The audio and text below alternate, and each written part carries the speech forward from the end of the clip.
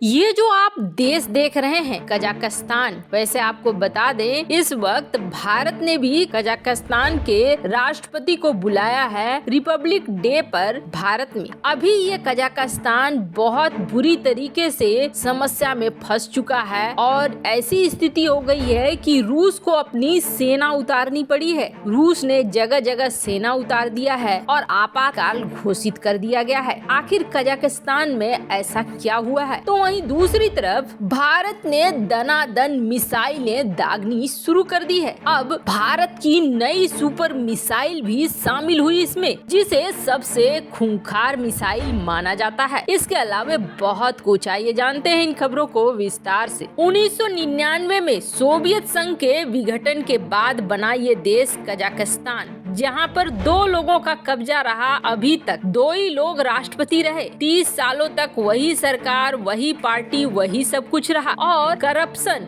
भ्रष्टाचार की तो पूछिए मत। भ्रष्टाचार अपने लेवल पर बहुत हाई रहा। रूस से टूटकर ये सोचा था लोगों ने कि बहुत अच्छा यहाँ पर जीवन जीने को मिलेगा, हम आजादी से जिएंगे, सब कुछ बहुत अच्छा रहेगा। लेकिन इसका उलट हुआ कि रूस से टूटते ही कजाकिस्तान 2 लोगों के हाथों में चला गया और ये 2 लोग ही कजाकिस्तान की पूरी शासन व्यवस्था से लेकर अर्थव्यवस्था तक को देखते रह गए। अब स्थिति ये हुई, लोगों का गुस्सा धीरे धीरे भड़कता रहा। 30 सालों तक वही चीजों को देखते हुए आखिरकार कोई बदलाव नहीं आने की वजह से आम लोगों के बीच गुस्सा भड़कता रहा और आखिरकार इन सर्दियों में ये इतना ज्यादा भड़क गया कि इमरजेंसी लागू करनी पड़ गई और ये हिंसा इतना ज्यादा फैला कि एक छोटे से इलाके से शुरू हुआ ये हिंसा देश के पूरे इलाके में फैल गया। यहाँ तक कि जो राष्ट्रपति है कासिम जोमार्ट, उन्होंने पूरे देश में आपातकाल का ऐलान कर दिया। प्रदर्शनकारियों ने कई सरकारी इमारतों में आग लगा दी। हालात इतने तनावपूर्ण हो गए कि रूसी राष्ट्रपति व्लादिमीर पुतिन ने ईरान के राष्ट्रपति के अनुरोध पर अपनी बड़ी सेना पहुँचा दी है। अब हुआ क्या है? हुआ ये है कि अभी सर्दियों का मौसम है और इन सर्दियों के मौसम में अचानक से कजाकिस्तान ने अपनी गैस प्राइस को डबल कर दी है, 100% बढ़ा दिया है। अब ठंड के मौसम में जो यहाँ कजाकिस्तान का इलाका है, एक तो वैसे ही काफी बर्फ पड़ती है, ऐसे में डबल प्राइस पे करना इनके लिए बहुत मुश्किल है क्योंकि आमदनी इनकी बहुत ज्यादा नहीं है। औसत व्यक्ति प्रति आय को अगर आप देखेंगे तो भारतीय करेंसी में 75,000 रूपए से 7,500 रूपए से ज्यादा नहीं है ये रकम। और इस रकम में महंगाई अचानक से इतनी बढ़ गई जिसके बाद प्रदर्शन बढ़ गए। प्रदर्शन में भी सरकार झुकने के बजाय और भी ज्यादा कड़ाई दिखाती हुई इस ठंड में पानी की बौछारें दे रही थी। प्रदर्शनकारी और भी भड़क गए। कजाकिस्तान की स्थिति इस वक्त ऐसी हो गई है कि कभी भी तख्ता पलट हो सकता है क्योंकि जो अभी के लोग हैं सत्ता पर बैठे हुए उससे बुरी तरीके से गुस्साए हुए हैं कजाकिस्तान के आम लोग। वैसे आप जानेंगे कि कजाकिस्तान में लोग वैसे तो बहुत ही शांत और अपने अपने काम से मतलब रखने वाले माने जाते हैं, पर अब इन बुरे हालातों के बीच रूस ने उतार दिया है अपनी सेना को। दिसंबर 2021 की बात करें तो पिछले महीने भारत ने 7 तरह की मिसाइलों का परीक्षण किया और न सिर्फ इन 7 नई तरह की अलग तरह की मिसाइलों का परीक्षण किया बल्कि कई एडवांस हथियार अमेरिका से भी खरीदे। 23 दिसंबर 2021 को जहां ultra long range anti submarine missile smart का परीक्षण किया। इससे पहले अग्नि प्राइम का परीक्षण किया की रेंज 2000 किलोमीटर तक थी और जो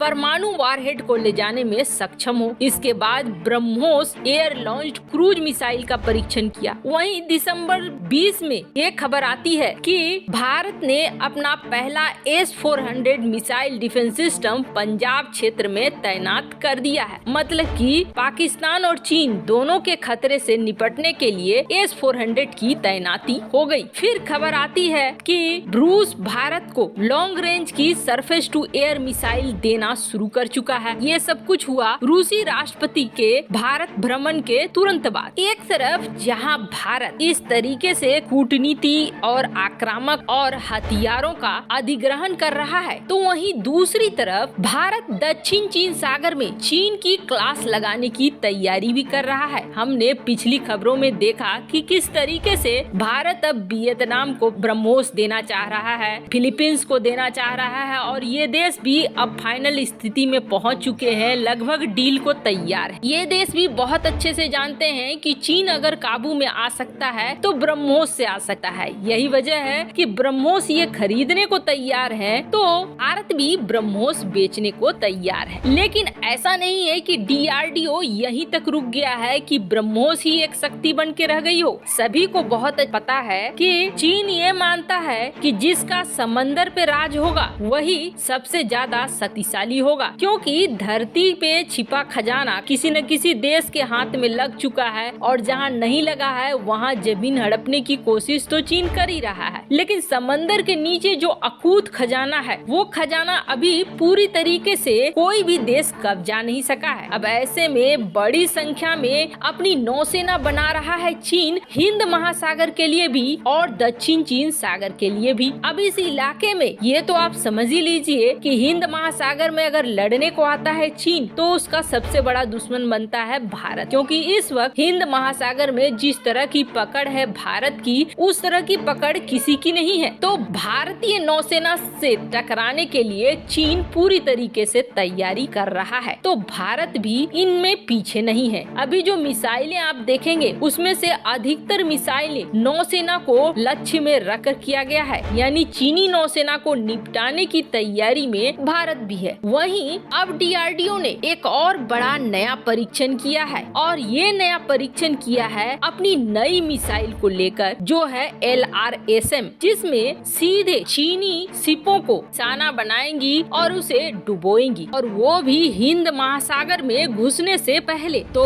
इसके लिए DRDO जो ये नई मिसाइल पर काम कर रही है, long range anti ship missile में DRDO इस्तेमाल करेगा SFDR टेक्नोलॉजी। इसकी खासियत है कि लॉन्ग रेंज में भी बहुत ही सटीकता से ये निशाना लगाती है, इस निशाना चूकता नहीं है। लॉन्ग रेंज पर भी अगर चीनी नौसेना की शिप खड़ी है तो उस पे स्ट्राइक करना इस मिसाइल के लिए बेहद आसान बात होगी। आई से युक्त ये मिसाइल बीच रास्ते में भी अपना टारगेट बदल सकेगी। सबसे बड़ी बात ये है कि ये पहचान पाएगी कि दुश्मन के जहाज का सबसे कमजोर हिस्सा कौन सा है, ताकि बिल्कुल भी बचने का कोई मौका न मिले। अगर भारत को देखेंगे इस वक्त तो चीनी नौसेना को निशाने पे लेने के लिए भारत ने कई मिसाइलें भी बनानी शुरू कर दी है और कई तरह की मदद इजराइल से भी ले रहा है। वैसे हिंद महासागर में रणनीतिक रूप से भी भारत कई पोजीशन पर फायदे वाले स्थिति में है। वैसे आपको क्या लगता है, कजाकिस्तान या फिर यूक्रेन वापस से USSR का पार्ट बनेंगे? कमेंट कर अपनी राय जरूर बताएं। जल्द मिलते हैं अगले वीडियो में नई खबर के साथ।